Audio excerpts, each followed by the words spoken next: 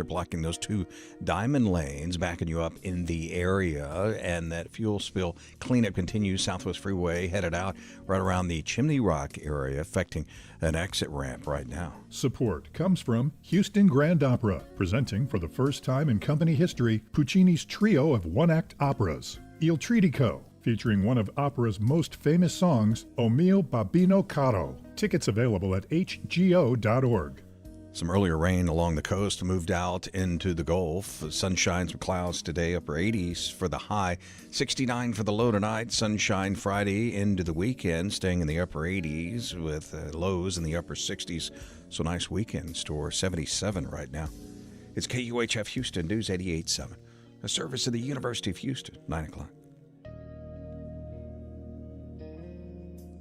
Wednesday's deadly shooting at an ICE detention center in Dallas comes amid rhetoric and policy surrounding immigration enforcement that's having real impacts on a lot of Houstonians.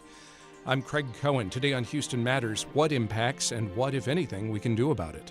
Houston Matters with Craig Cohen is a production of Houston Public Media with support from Baylor College of Medicine. This hour, we hear what U.S. Senator Ted Cruz had to say about immigration enforcement rhetoric Wednesday. We talk with FIEL Houston's Cesar Espinosa and with Evan Mintz, editor of opinion and community engagement for the Houston Chronicle. Also this hour, Harris County passes a budget, convention center workers threaten to strike, and a NASA announcement suggests the Artemis missions to the moon are moving forward. Plus, a Houston author examines intergenerational trauma in her latest young adult novel. We'll start with a news update from NPR and News 88.7. Stay with us.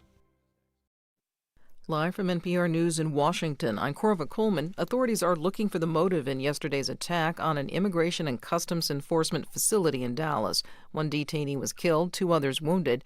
Officials say the gunman took his own life. Former Assistant Secretary of Homeland Security Juliette Kayyem says officials have disclosed evidence linked to the shooter that seems similar to other killings. The most important thing is, at least what's been disclosed by the FBI director, is that one of the casings that he was using had the words anti-ICE. So you're going to begin with that. And it's very similar to recent killings that we've seen both in Charlie Kirk and the United Health CEO killing, in which these men are using these casings and writing on them. She spoke to NPR's Morning Edition. 3 men implicated in the September 11, 2001 attacks have asked a federal court to reinstate their plea deals. These were reached with the U.S. government last year, but later canceled. NPR's Sasha Pfeiffer reports one of the men includes the alleged mastermind of the attack. Wednesday was the deadline for 3 of the 9/11 defendants to appeal the rejection of their plea deals. And all 3 of them did appeal, including the alleged ringleader, Khalid Sheikh Mohammed. They want the full D.C. Circuit Court of Appeals to hear their case. If it takes the case but doesn't rule in their favor, they can still appeal to the Supreme Court. The plea deals, if allowed, would let them plead guilty and spend life in prison rather than face the death penalty. Prosecutors have said plea deals would be the best resolution since the case has still not gone to trial nearly a quarter century after the attacks. Sasha Pfeiffer, NPR News. Coffee retailer Starbucks says it will close hundreds of stores in North America and lay off nearly 1,000 workers. It's an effort to reverse the company's poor sales over more than a year. Despite the numerous store closures, Starbucks says these are only about 1% of its store count. Stocks opened lower this morning as the National Association of Realtors reported a modest drop in home sales last month. NPR's Scott Horsley reports the Dow Jones Industrial Average fell about 180 points in early trading. Sales of existing homes fell by 0.2% in August, extending a months-long slump. The number of homes on the market was also down, but the average selling price inched up to more than $422,000. Revised figures from the Commerce Department show the U.S. economy grew faster during the spring than had been reported. GDP grew at an annual pace of 3.8% in April, May, and June, up from an earlier estimate of 3.3%. The upward revision primarily reflects stronger consumer spending. The nation's trade deficit narrowed in August as higher tariffs took effect. The trade gap had widened the previous month as importers raced to beat those higher taxes. Scott Horsley, NPR News, Washington. On Wall Street, the Dow is now down 130 points. This is NPR. Support for NPR comes from NPR stations. Other contributors include Legacy Box, committed to saving aging tapes and photos by bringing them to life in digital form, then making them accessible in Legacy Box Cloud. Learn more at legacybox.com. Live from News 88.7 in Houston, I'm Matt Harab. The passage of a $2.8 billion budget did not come without some sparks from Harris County commissioners. Dialogue got testy between Judge Hidalgo and Commissioner Adrian Garcia. Are you going to follow the rules or not? All right. I think that part of it is the ability to discuss. So normally there's a motion, a second, and then there's discussion. And so I'm discussing for the benefit of the public. The question and I'm has asking been called. A simple question. The question has been called. Is whether Jay, can you give us an interpretation of what it please means don't to raise call your for the voice, question? Commissioner. Please don't raise your voice at me. Hundreds of vacant job positions across the county workforce were cut in an effort to avoid cuts to crucial services. Stay here. News 88.7 Sarah Grunau has been following all of this, and she joins Houston Matters momentarily. Meanwhile, the FBI says it's investigating a shooting at the Dallas Immigration and Customs Enforcement Field Office yesterday as an act of targeted violence. KERA's Toluwani Osibemowo reports at least one immigration detainee is dead, 2 in critical condition. Acting ICE Director Todd Lyons identified the shooter to CBS News as Joshua John. He died from a self-inflicted gunshot wound. John most recently lived in Fairview, a suburb north of Dallas. One of his neighbors, Sherry Davis, says their neighborhood is small and tight-knit, but she didn't know much about John. I would have never imagined that such a thing, someone that felt so disenfranchised would live so close to me. Authorities haven't indicated any specific motive, but they did release a picture of 5 unspent bullet casings found at the scene.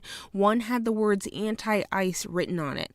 I'm Toluwani Osibemowo in Dallas. A Texas death row inmate will not seek clemency ahead of his scheduled execution coming up in 3 weeks. Robert Robertson's lawyers say they are now focused on obtaining a new trial for his capital murder conviction. He was convicted back in 2003 for the death of his 2-year-old daughter who was diagnosed with shaken baby syndrome. He's claimed his innocence over the 2 decades in which he's been on death row.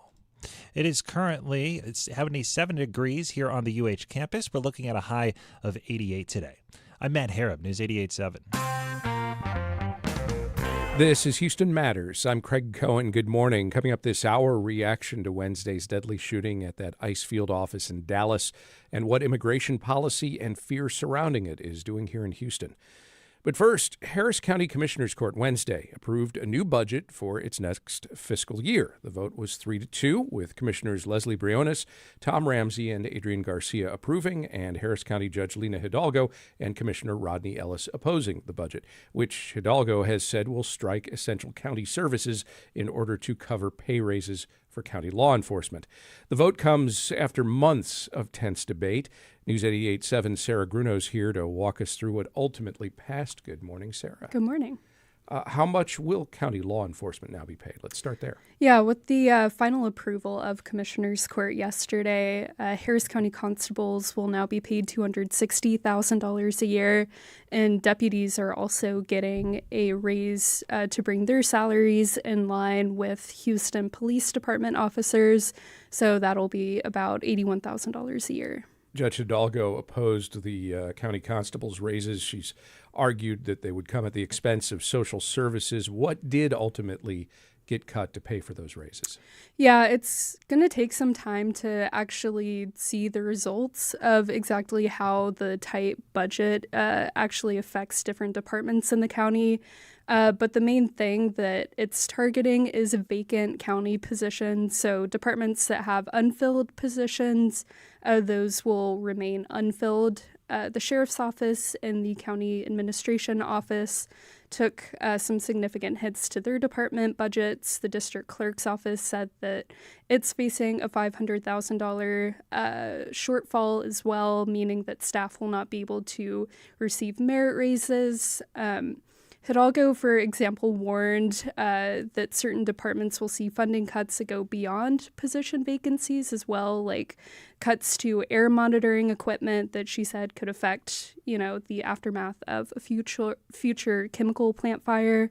But the county's pollution control department told me that there's still too many uncertainties at this point, and they're going to continue having discussions with the Office of Management and Budget into the new fiscal year. with those uncertainties, is it clear how these cuts may affect Houston County residents? Yeah, I think time will really tell if these cuts actually affect residents. Commissioners managed to bridge their $200 million deficit without making any direct cuts to services that really affect residents. Commissioners' Court budget meetings grew increasingly volatile in recent weeks. Commissioners censured Judge Hidalgo over her behavior at one meeting. I recall she walked out of another meeting.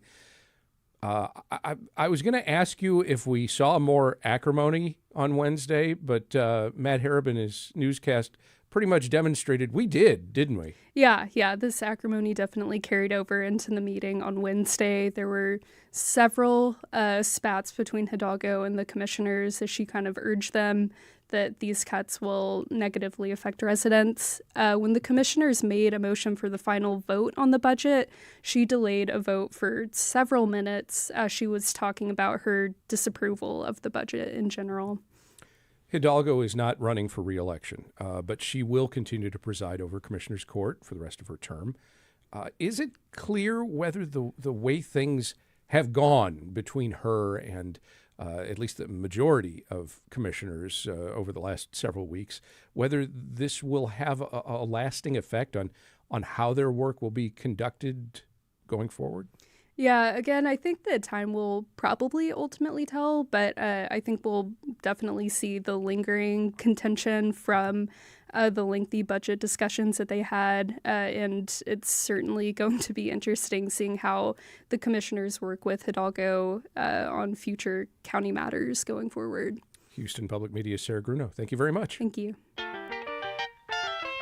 Nearly 100 food and hospitality workers at the George R. Brown Convention Center Wednesday announced they are preparing to vote to authorize a strike. The workers want their pay increased from $16 to $23 per hour. They are employed by Levy Concessions and represented by Unite Here Local 23. This is the same union representing striking workers at the neighboring Hilton Americas-Houston. And both properties are ultimately owned by the Houston First Corporation, a public-private partnership set up by the city to manage tourism and conventions. News 88.7's Dominic Anthony Walsh is here with more on this. Hi, Dominic. Hey, Craig. I recall you telling us the other day that the city of Houston and Houston First Corporation was basically leaving it to Hilton Americas-Houston to do the negotiating, that Hilton would negotiate with the striking workers there. Is it clear whether we're going to see the same things should the GRB workers go on strike, that it'll be left to this concessions company to deal with? Yeah, that's right. The group of union members work in food and beverage services at the convention center, and like you said, they are directly employed by Levy. That is who they'll negotiate with. The contract is up at the end of the month, and if the strike vote goes through, the strike could start anytime in October. Levy says the union and the company are already working together on a revised contract and are optimistic that they will reach a fair agreement soon, while Houston First says it hopes the union will negotiate in good faith with Levy to reach a mutually beneficial agreement so that the strike is unnecessary. Well, Houston First and the city of Houston are, I guess, not directly involved in negotiations on either front. Are they indirectly involved? Yeah, I mean, when it comes to the hotel negotiations, they told me that they expect to be informed and updated by Hilton.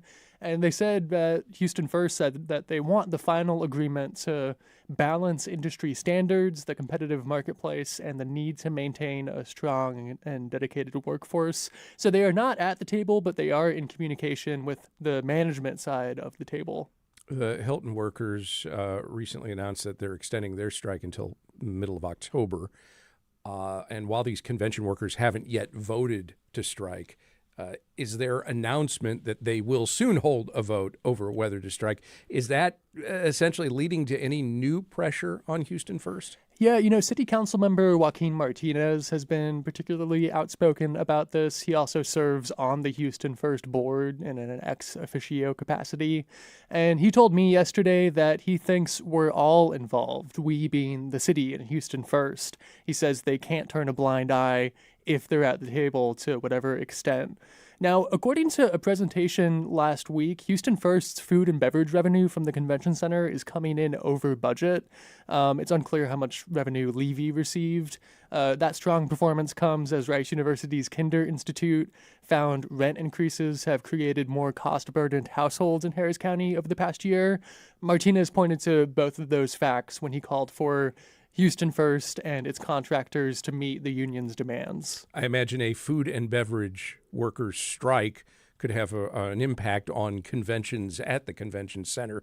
What might be some of the ripple effects that we would see from this? It's a bit early to say, especially since the strike vote hasn't actually happened yet, but conceivably we could see what we've seen at Hilton, delays of events, which means fewer people downtown. In the case of conventions, delays or cancellations would mean less occupancy at hotels, which would lower the city's hotel revenue. So yeah, there could be several ripple effects if the strike has the intended effect. You mentioned the revenue that seems to be coming in pretty well for food and beverage at the convention center. Is it clear what kind of financial shape the convention center is in overall? And I guess maybe it's the same question for Hilton Americas Hotel. In both cases, are they in a position where they could, in fact, agree to a raise on the level of what these union workers are looking for? Yeah, I mean, they seem to be in pretty good shape. During a committee meeting last week, Houston First officials reported that revenue from the hotel for Houston First in 2025 is coming in over budget by about $1.5 million for a total of $29.5 million in the first 7 months of the year. It's unclear how much revenue Hilton itself has made, but the hotel's general manager, in minutes from a Houston First committee meeting in November, quote, stated 2025 will be another record revenue year. It's kind of hard to get insight into the actual revenue for Hilton itself or how the money is divvied up between the two groups. Yesterday, I picked up a 115-page management agreement between Hilton and Houston First. We had asked for it through a public records request. Only 34 pages were not fully redacted. When it comes to the convention center, according to that presentation last week, like we mentioned, food and beverage revenue for Houston First is coming in over budget by about $2 million. And same case, it's unclear how much revenue Levy received. Assuming negotiations don't quickly resolve this, when do we expect to see a vote among the GRB concession workers? That has not been announced just yet, but it could be any day now. Like I said, the contract ends in less than a week, so the strike could come anytime in October if the vote goes through. Houston Public Media's Dominic Anthony Walsh. Thank you very much. Thanks, Greg. Up next, the latest information on Wednesday's shooting at that Icefield office in Dallas and the atmosphere that immigration policy, public discourse, and violence are creating here in the Houston area. We discuss as Houston Matters continues. With federal funding cuts, Houston Public Media has lost $2.2 million annually. In response, we have launched the Resiliency Fund, an urgent initiative to protect the programs and services you rely on. That includes PBS Kids, that provides free educational programming to children and families across Greater Houston. Your support of the Resiliency Fund helps keep this vital service accessible to our community. Give now at houstonpublicmedia.org/donate. .org/match. Support for Houston Public Media comes from CenterPoint Energy, which has completed installing 26,000 poles and trimming vegetation for more than 6,000 miles of power lines, all part of their plan to build a resilient coastal grid for the hurricane season. We get support from members like you from Baylor College of Medicine. Through research and innovation, Baylor continues to redefine what's possible in healthcare and medical discovery. This is Houston Matters. I'm Craig Cohen. On Wednesday morning, a gunman opened fire at an Icefield office in Dallas, killing one detainee and wounding two others. Authorities say the gunman died of a self-inflicted wound. No ICE officers were injured. Although the investigation is still in its early stages, federal officials quickly described the shooting as an act of targeted violence and an attack against U.S. Immigration and Customs Enforcement. FBI Director Kash Patel later posted a photo on social media showing an unspent shell casing engraved with the words anti-ICE. U.S. Senator Ted Cruz was at a press conference in Dallas and had this to say. It was 2 weeks ago today that we saw a political assassination in Utah. that tore the heart out of much of this country. This is the third shooting in Texas directed at ICE or CBP. This must stop. To every politician who is using rhetoric demonizing ICE and demonizing CBP, stop. The divisive rhetoric tragically has real consequences. U.S. Senator Ted Cruz of Texas on Wednesday. This latest shooting, of course, raises troubling questions about safety for both immigration and customs enforcement officers and for immigrants themselves. Whether intended or not, people being detained by ICE were the direct victims of this attack. Cesar Espinosa is the executive director of the immigrant and civil rights organization FIEL Houston. He's on the phone with us now. Cesar, good morning. Thank you for having us. We learned very quickly after this latest shooting took place Wednesday that the victims were all immigrant detainees. What was your initial reaction to that realization? Well, I mean, the initial reaction is shock. We don't expect these things to happen. I mean, anytime there's a mass shooting, I think there's still a sense of shock, even though they're very, very common. But to find that this was somehow related to ICE or immigrants obviously adds a different factor to it. And at this point, for us at least, there's still more questions than there are answers. We just heard Senator Cruz expressing concern about attacks on immigration and customs enforcement officers who he says are just doing their jobs. Do you challenge that notion? I mean, absolutely. This is once again, I find it very interesting that he's saying, for politicians to stop the rhetoric, yet he is pushing a narrative that's a very dangerous narrative, regardless of the fact. I mean, and at the end of the day, he makes statements when it's appropriate for him or when it's convenient for him. But yet when there's school shootings targeted at innocent kids, he often remains silent. We saw after the Charlie Kirk shooting, we're seeing after this ICE field office shooting, the blame game is getting ramped up. Blame on the administration for its immigration policies, blame on immigrant rights organizations like yours for challenging those policies, blame on mainstream media, on social media for ginning up the debate, and so on. What's not getting discussed while all this blame is being thrown around? I think what's not being discussed is the fact that, political discourse is a fundamental part of the United States. Now, when it is dangerous, when it turns dangerous, is when politicians on both sides of the aisle use it to vilify or to push their own narrative and become intolerant. And I think the other fact that is not being discussed is the fact that at the end of the day, one immigrant was killed. Several immigrants were injured yesterday, and yet the focus remains on doubling down on raids or doubling down on detentions and more anti-immigrant action.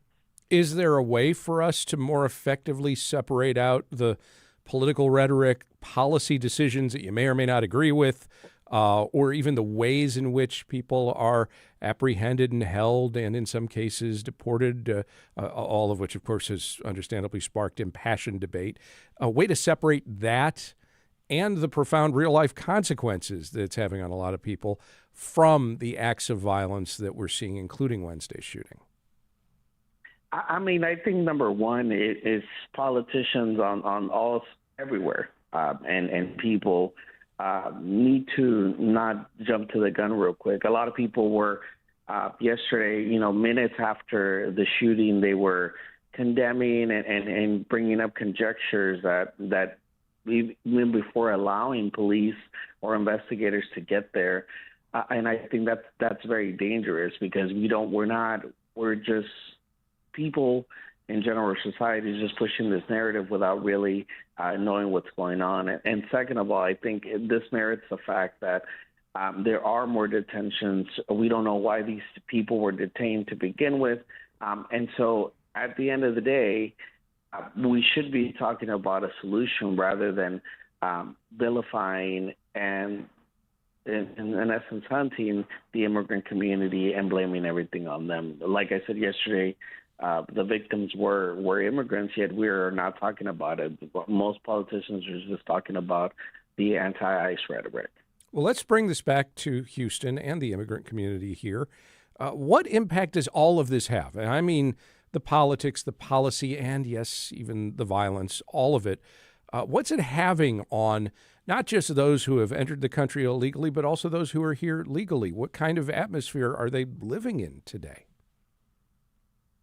You know, for the first time, we've heard a lot of people who are, you know, even naturalized citizens saying that they don't feel welcomed in parts. I know in Houston or in the United States, I know several people who are deciding to, you know, who are U.S. citizens who are saying that they may feel more comfortable retiring in somewhere else than the USA, and then that's sad because at the end of the day, the United States is their home.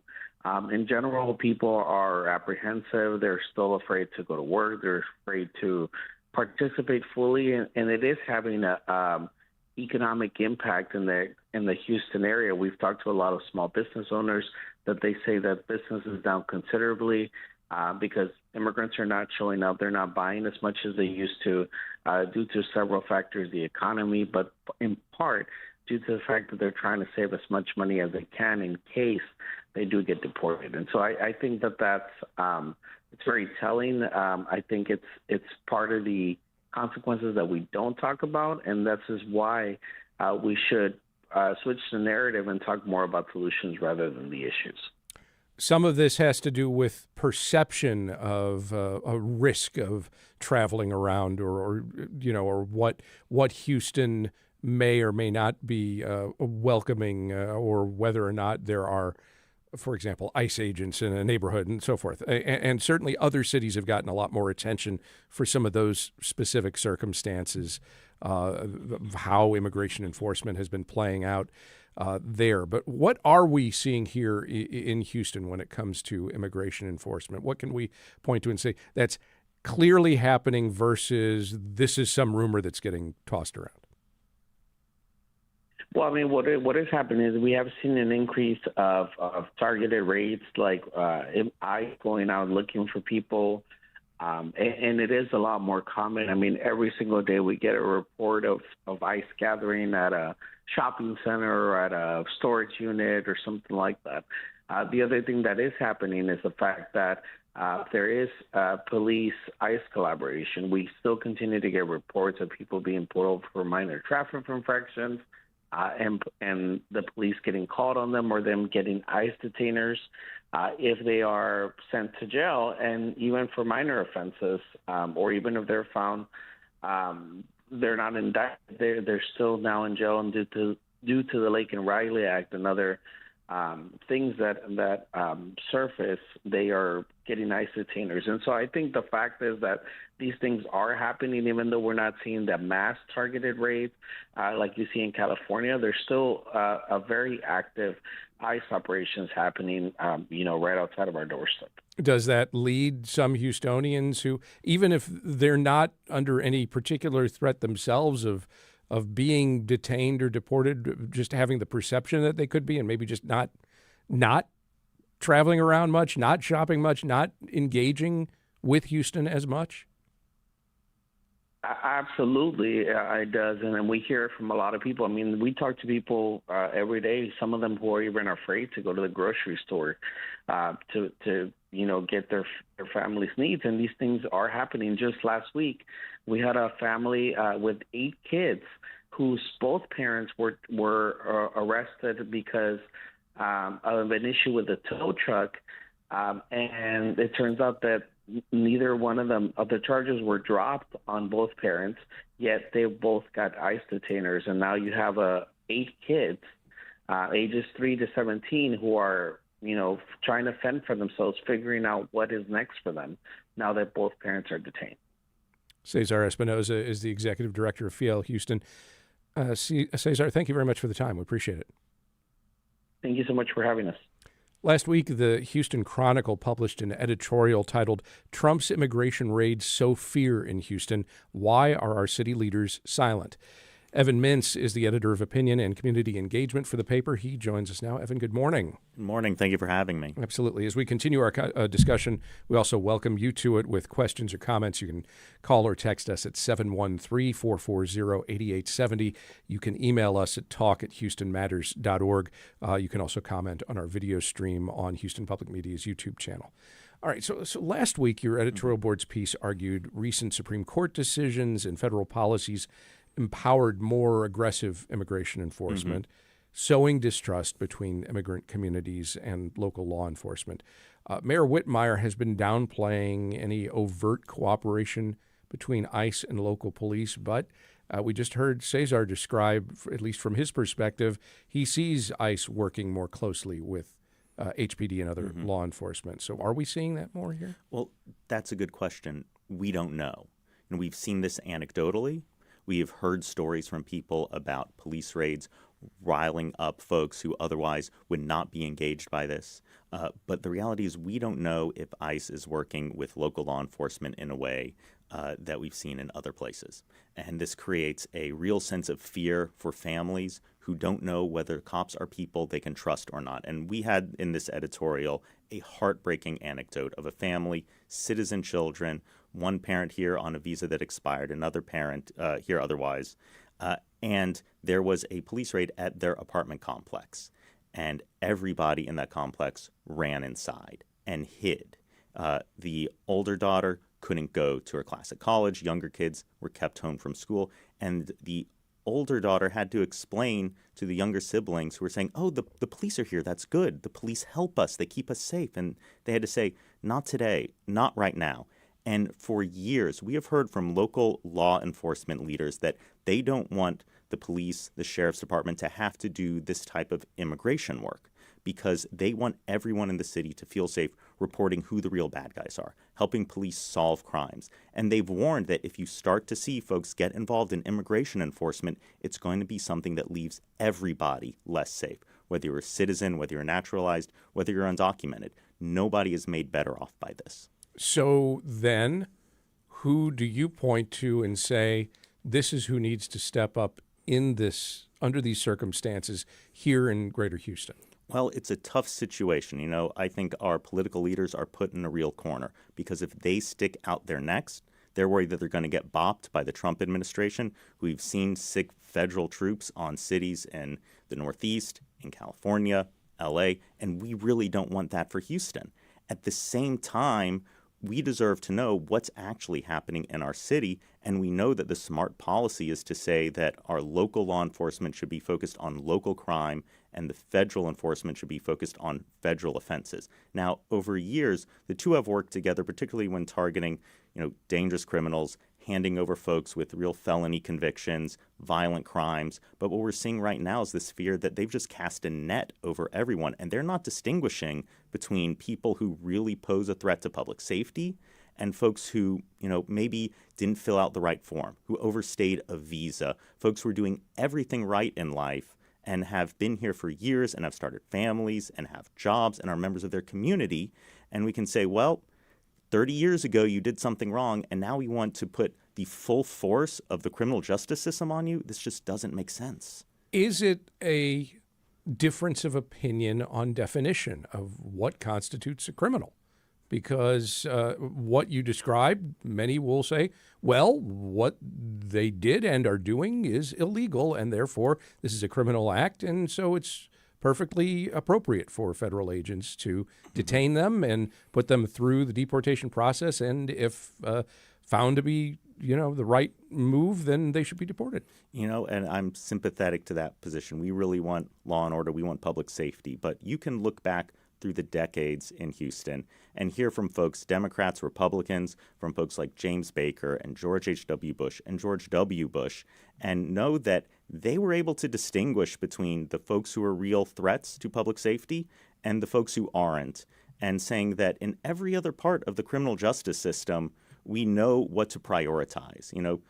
People are speeding down our freeways. They might be changing lanes without a turn signal. That's an arrestable defense. But if our cops were spending every day arresting people who changed lanes without their turn signal, we'd say that's a ridiculous waste of resources. And we're going to say the same thing here. Houston knows that. Houstonians know that. And if you look back if you look at how immigration has helped our city grow, helped our city thrive, it is something that we have to stand up to this national dialogue and say, Houston knows how to do this. We've been on the front lines of all the benefits of immigration, all the downsides of immigration. And there's a reason why historically our politicians have had real nuanced views on this. Even Rick Perry, who had so many great photo ops of himself on the border, in helicopters with his wraparound sunglasses, also is the one who passed the DREAM Act to make sure that kids who are here without documentation could get in-state tuition for Texas schools, because we know that these folks are going to be the future of our state, and there's so much opportunity tied up in each individual. Does Wednesday's shooting, where again we're told ICE officers themselves were being targeted, even though it was detainees who were shot, does that incident change your thinking at all about how we frame and debate immigration policy and enforcement? You know, every shooting is a tragedy. And particularly when shootings that get tied up in politics are real threats to the way that we do politics in the United States. But at the same time, we can't conflate violence with encouraging violence, with perhaps over-the-top rhetoric, with just normal policy debates.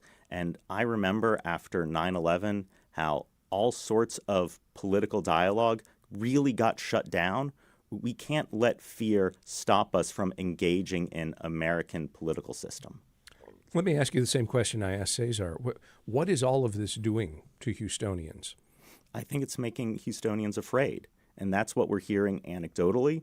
And we're hearing it from elected officials, too, who don't know what's happening in their jurisdictions, in their precincts. They're hearing just stories about raids at places where raids have never happened before, people getting round up who never really thought they were under threat from the system because they've done everything else right in life, and they're the sort of person who you want to stay here. And, you know, I think across the country, we're seeing polling swing wildly back in the other direction. Under the Biden administration, there was a real sense that there was chaos at the border, that too many folks were coming in without checks on them, and that they wanted to see a real clampdown on immigration. Now we're seeing the chaos that was at the border move into chaos in our cities, and the American people don't like that either.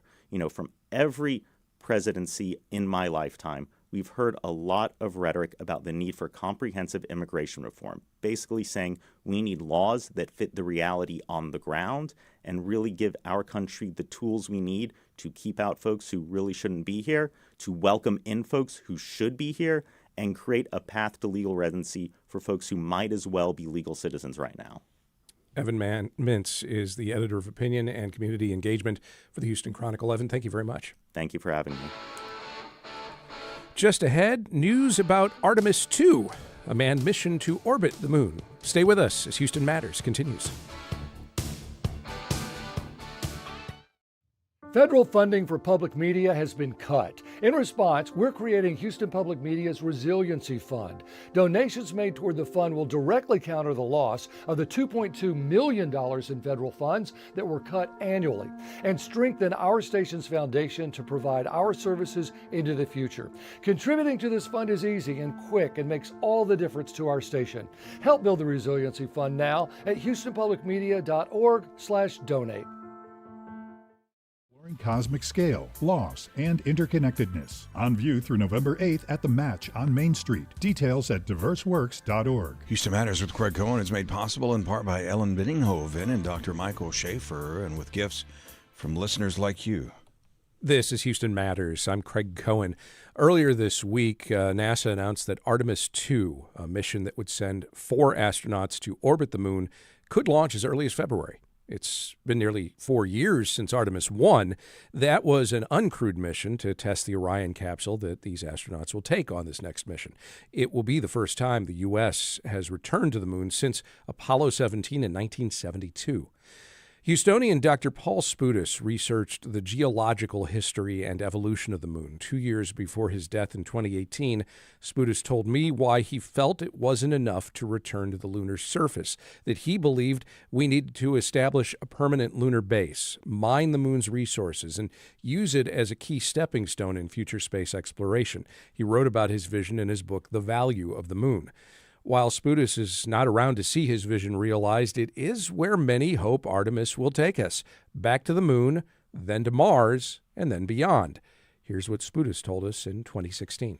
Well, I argue that there's three main reasons why the moon is an appropriate destination.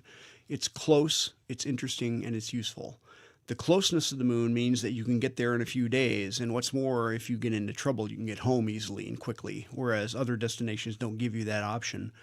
It's interesting in that it preserves a unique scientific record of the history of this part of the solar system in its rocks and its soil, and we can uncover that through study of those materials. But most importantly and finally, it's useful. It's useful because it contains the material and energy resources we need to create new capabilities in space. Specifically, we can mine the water that's found as ice at the poles of the moon to make rocket propellant and life support consumables. Usefulness can be defined, though, in more than one way, right? Sure. It's not just a question of mining resources. How might it be useful as we proceed into greater exploration? You want to see a permanent base of some sort on the moon, right? Right. I mean, effectively, we need to move from a paradigm of launching everything we need from the bottom of the Earth's deep gravity well into space, where you have to bring literally everything you need, your propellant, your consumables, all your equipment, to a system whereby we only bring up the most important things from the Earth, the high information density stuff. The low information density things like consumables, propellant, shielding, the high mass, low information material we should try to get from space sources.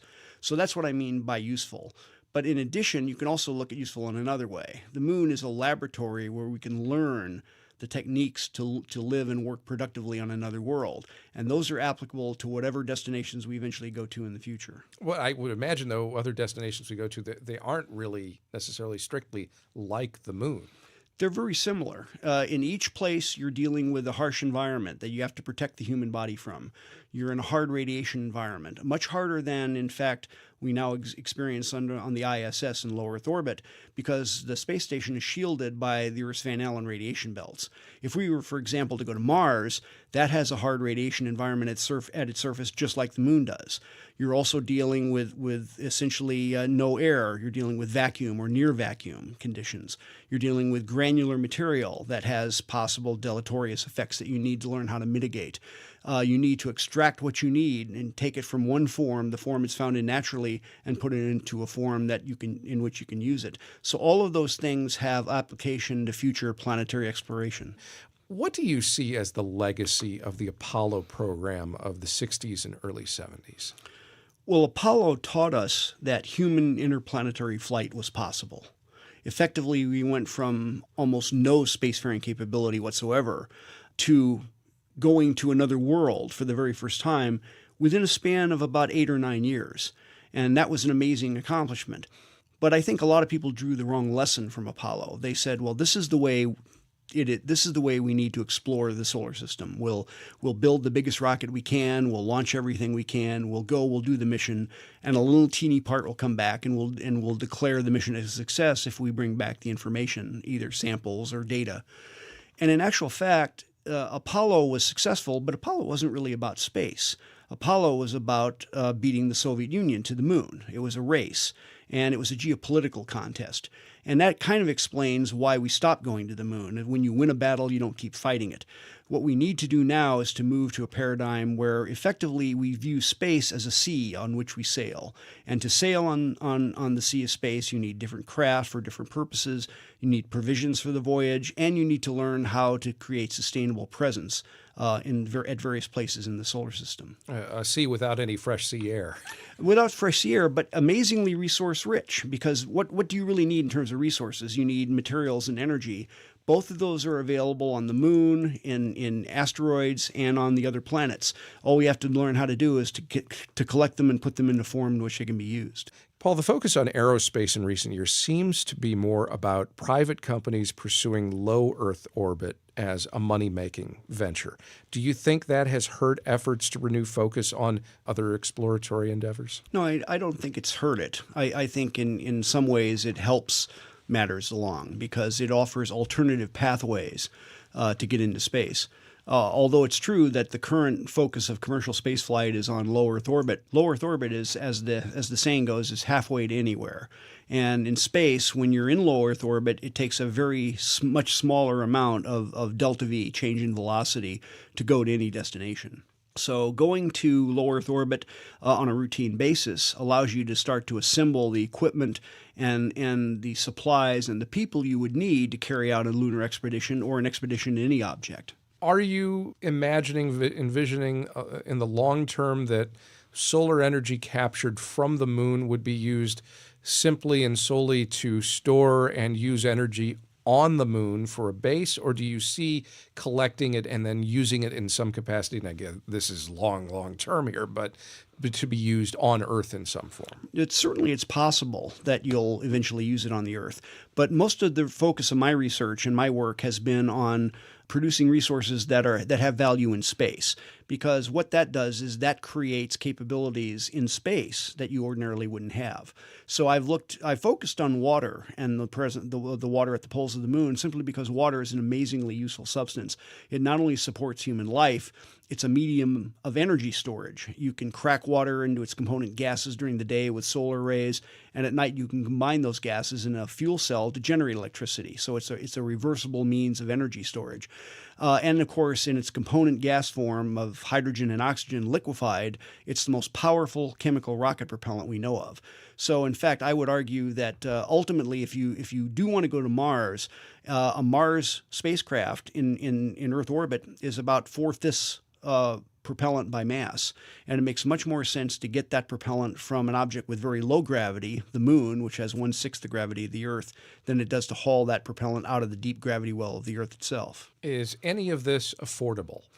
I think that it is. And in fact, one of the things I discuss in the book is an architecture that allows you to begin doing this. The key is twofold. One is to do it in small incremental steps so that the total cost isn't great for any given year. And you can do this because of the moon's proximity. You can operate small robots via teleoperation and do a lot of the work by remote control on the Earth. And secondly, there's no time limit on this. We're not calling to build a lunar base and have it operational by a decade. We can take as long as we want, as long as we know what our end state is. And our end state is a functioning lunar outpost that manufactures propellant and other consumables for use in space. Paul, thanks for talking with us. Thank you. That's Dr. Paul Spudis talking with me in 2016. His book is called The Value of the Moon, How to Explore, Live, and Prosper in Space Using the Moon's Resources. He died here in Houston in 2018, but his vision seems to mesh with what NASA continues to pursue through the Artemis missions. Artemis II, which would send 4 astronauts to orbit the moon, may launch as soon as February. Still to come, a Houston writer on intergenerational trauma. Stay with us as Houston Matters continues. Hello, I'm Josh Adams, General Manager of Houston Public Media. This station just lost $2.2 million in federal support annually. To keep our station strong, we've launched the Resiliency Fund, powered by community members just like you. Your support will help bridge the funding gap and ensure these programs remain free and accessible to everyone. If public media and this station matter to you, now is the time to act. Support the Resiliency Fund today at houstonpublicmedia.org/donate. From jazz to pop to classical. Sunday, September 28th at 3 p.m. More at thegrand.com. Support comes from Miller Outdoor Theater, presenting Roco's 21st season, opening with 2 premiere commissions, and more, celebrating the world and its creatures. This Friday, open to the public. MillerOutdoorTheater.com. In 2023, Houston writer Jamie Jo Hoang wrote about a strained father-daughter relationship in her young adult novel, My Father the Panda Killer. It chronicled the daughter, Jane, trying to reconcile what her dad experienced as a refugee fleeing the war in Vietnam with the physical abuse she suffered at his hands, all while trying to protect her younger brother, Paul. In her new book out this week called My Mother the Mermaid Chaser, we see things through Paul's eyes as he visits Vietnam, meets family members he never knew, and tries to better understand what his mother went through before fleeing Vietnam and how that may have impacted her decision to abandon her husband and children years later in the U.S. Both stories explore how families deal with the past and process generational trauma, or often don't. Wong tells Houston Matters' Michael Haggerty about this new chapter of the family's saga and how her path in writing about it began with her own memory of a particular meal. So when I was a kid, my grandmother used to always say, like, you have to eat everything on your plate, right? People are starving. You've got to eat everything. You can't leave a single grain of rice behind. A lot of us know that, know a version of that, yes. Yeah, and one time, my sister and my grandma had made jiao, which is like a rice congee. It's basically rice boiled down to the point of being a soup. It's very bland. There was nothing really in it. It was just this rice soup with pepper and some green onions. I hated this dish. I did not like it at all. And my sister didn't either. And so my sister had this kind of cunning, if you will, idea of she just dumped the whole bottle of pepper into the rice congee. And she was like, oh, I ruined the soup. I can't eat it, right? And she thought she would just be able to dump it. No. Oh, boy. My grandmother was like, you will not leave that seat until you finish that entire bowl, pepper and all. And she made her eat the entire bowl. And I remember feeling like that was so cruel. And then all throughout my life, I've kind of, in bits and spurts, done research about Vietnam and the Vietnam War. And I remember I came across this photograph of a young boy lying next to his sister who he had placed inside a cardboard box. It was like the safest thing that he could find. And they were both extremely emaciated. She, according to the caption, was 6 years old. She looked like a toddler. They were so small. And I remember making the connection for the first time that when my grandmother talked about starvation, she really understood starvation. Like, to a degree that I would probably never comprehend in my life. But it gave me a different perspective about that moment, and it really kind of launched this journey for me into looking into the Vietnamese struggle, what my parents went through, and, you know, why there might be a disconnect between my generation and theirs. And that was why I felt it was really important to tell these stories, because I think we laugh about my grandmother forcing us to eat this meal. And on the outside, it seems kind of ridiculous and funny, but really it comes from a place of like deep trauma. And I feel like the more that we understand that history and our parents, the closer a relationship we could have with them.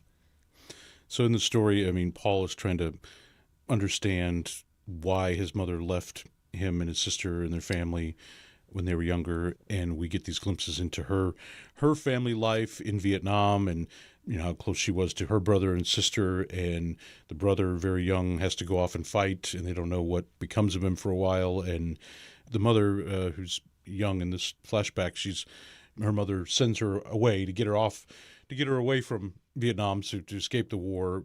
Tell me about what happens there. So all growing up, my parents owned 3 businesses throughout my childhood. They first owned a laundromat. And I can tell you that, like, I'm pretty sure prior to owning this laundromat, my mother had never used a washing machine in her life. And then after that, they owned a billiard, a pool hall. I'm pretty sure that in the entirety of my mother's life, she had never played pool. And then after that, they owned a motel in one of the most drug and crime-ridden areas of Bakersfield, California, a very tough place to own a business. But prior to that, my mother probably had stayed in a hotel maybe like 3 times in her life. And yet my mom figured out how to make these businesses extremely successful, every single one of them. And despite that, if you ask her what her skills are, she will tell you she has none, that she has just been very lucky her whole life. And I wrote sort of the mom's story in this way to kind of show that, like, throughout the war, the mom progressively loses more and more. As you mentioned, she loses her brother to the war, and then she loses her sister, and then she's losing her identity very slowly as she's learning to assimilate in America. And it matches my mom's mental trajectory in a way that, she just felt like she was going through the motions and never really understood the power that she had. And that's why I introduced the grandmother character, because the grandmother character is another side of Vietnamese women that I think we very rarely get to see, but is so dominant if you're actually paying attention. And it's this woman who is a survivor, who's a fighter, who will do whatever it takes to make sure that her family is provided for. And when Paul first meets the grandmother, he's in shock because she is very regal. She sits upright, she speaks properly, she commands attention in a way that he's never seen in a Vietnamese woman. And I really wanted to highlight both of these facets of Vietnamese women, because to me, both his mom and his grandmother are very strong. The way that they, I guess, show it is very different. Yeah, it had to be so unimaginably tough just to go through the war, leave your country, resettle on the other side of the planet in a new place, to, like you said, to hold on to your identity, to feel like, you're in this new place and how they treat you and look at you may be less than ideal. And in her case, I'm sure it was many people who live here in Houston listening, like lost loved ones that they'll never get back or are separated by hemispheres from them. And so just how much you would struggle to maintain who you were and your pride and your sense of self and identity, having lost so much and being transported somewhere so far away. Yeah, and I think, you can judge her as a mom for leaving her kids, but I think you have to kind of look at where she was at mentally and understand that she needed to heal. She was never given the time or space to do that. And, most of us who are lucky enough to go to therapy know that without healing ourselves, we pass on things to our kids. And in a way, she was protecting her kids because she did not feel like she was the kind of mother that wouldn't pass on these traumas that she had. And me, myself, as a mom, I feel like that's a very bold thing to do, to understand that you may do more harm to your kids and it's time to leave. And she never intends to stay gone. It's just years pass, life is difficult, times are hard, and she doesn't have a lot of resources. And I think the lack of resources makes that time stretch on. And so you think like, well, at every step of the way, why didn't she come back? Why couldn't she? But it takes decades to resolve this kind of trauma. And also the very thing that she needed to do, which is to return her sister to Vietnam, she couldn't for just very basic reasons, like a lack of a passport, which I think most Americans take for granted. Not being a citizen means you can't get a passport, which, there's all these barriers that you have to cross over in order to complete the task you need to in order to really resolve the trauma within yourself. And I feel like it was important to me to show that what she went through was very real, very raw, and that the healing on the other side of it doesn't always look as clean or neat as we would like. Houston writer Jamie Jo Hoang talking with our Michael Haggerty about her novel, My Mother the Mermaid Chaser. She will hold a book launch Saturday at Blue Willow Bookshop. There's a link to more information at HoustonMatters.org. And that will do it for today's show. The Houston Matters team includes Michael Haggerty, also Joshua Zinn, Brenda Valdivia, Mincho Jacob, and Laura Walker. Jared Carroll's our technical director. On tomorrow's show, a new perspective on local democracy. We talk with Houstonian Emily Hines about observing every Houston City Council meeting for the last 5 years and what she shares through Emily Takes Notes. Also, how an underdog team of Major League prospects, including some future Astros stars, managed to pull off an upset and win the gold medal at the 2000 Olympics. Plus, this week's non-expert panel weighs in on intrigues in the news, on the good, the bad, and the ugly. I'm Craig Cohen. Join us tomorrow for those and other Houston Matters.